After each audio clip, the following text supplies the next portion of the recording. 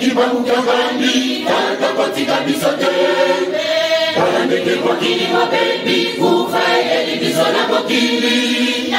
Mbele baindo dozani zemolele kimelo ezalite Tata kimbanga yokera mokili mawa Yonde la pesa kimo kumba ya koda mwisamo kiloyo Sosoliza mokili mabima moya bela yoro zalizambe Loba mokomo mayo bebe mokili mobimba mozo akinya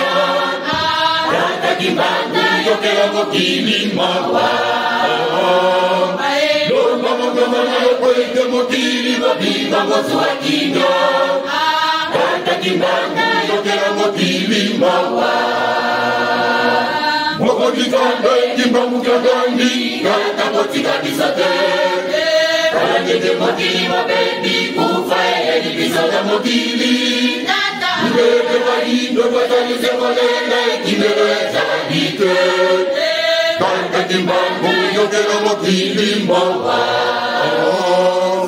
Yonde na pesa kimo kumba ya kota misamo kiloyo Sosoliza mokili mabimba moya baeka soro zalizambe Loba mokomo na ya kweke mokili mobimba mozo akimya Tata kimbanga yokera mokili mawa Loba mokomo na ya kweke mokili mobimba mozo akimya Tata kimbanga yokera mokili mawa